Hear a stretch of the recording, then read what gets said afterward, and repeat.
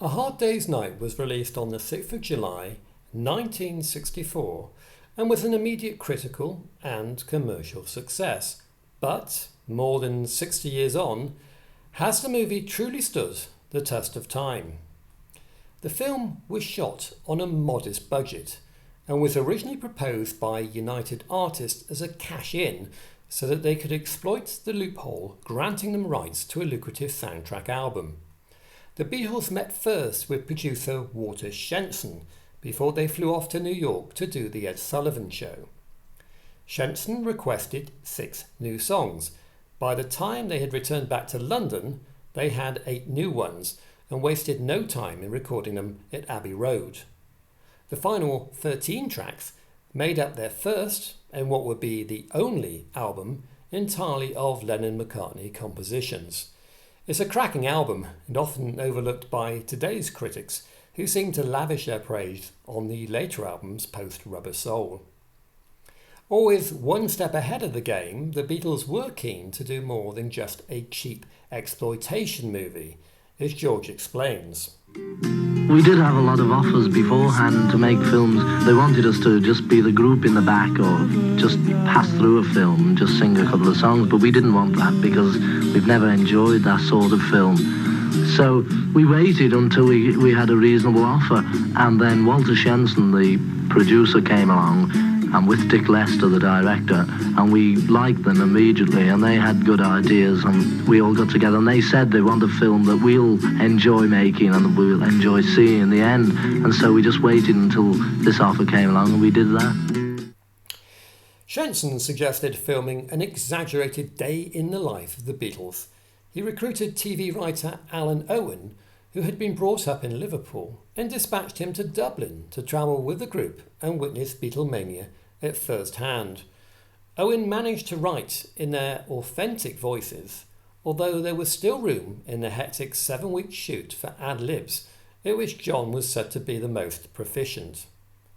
Fortuitously, the Beatles chose London-based Richard Lester from a list of film directors provided. The movie does indeed stand the test of time, not just down to the music and the sheer force of personality of John, Paul, George and Ringo, but very much to Lester's use of cinema verite, influenced by the French Nouvelle Vague. Some really surreal moments endeared the movie to young and old alike. For example, 1 minute the Fab Four is seen inside a clearly moving train, and the next they're walking alongside it. Surrealist gags also include John disappearing in the bath when the plug hole is removed. Other innovative techniques include the breaking of the fourth wall as characters directly address the audience in close-up. Hard Day's Night is also often referred to as the forerunner of music videos, thanks to Lester's use of multi-angle filming and handheld cameras.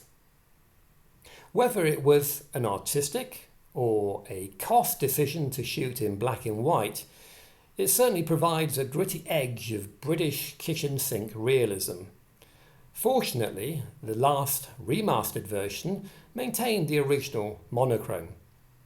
With today's generation brought up on high definition colour, there may well come a time when a colorised A Hard Day's Night is released. In the meantime, many amateurs have had a go themselves. Don't cane me, sir. I was led astray. Oh, shut up, John. They're waiting for you in the studio. Yeah, I'm down to do a bit of work. Oh, God bless you, Ringo. Oh, listen to teacher's pet. It's all that. Shade the class, eh? I'll lay off. Temper, well! You get a move on. I'm waiting for you. Sorry. I now declare this bridge open.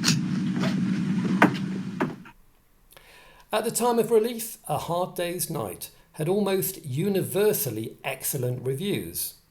Andrew Tharis of The Village Voice deemed it the Citizen Kane of jukebox musicals. The film was both a financial and critical success and was nominated for 2 Academy Awards, including Best Original Screenplay. 40 years after its release, Time magazine rated it as one of the 100 all-time great films. The closing sequence is the most dynamic, as photographic images of the Beatles are edited to the beat using stop-motion animation.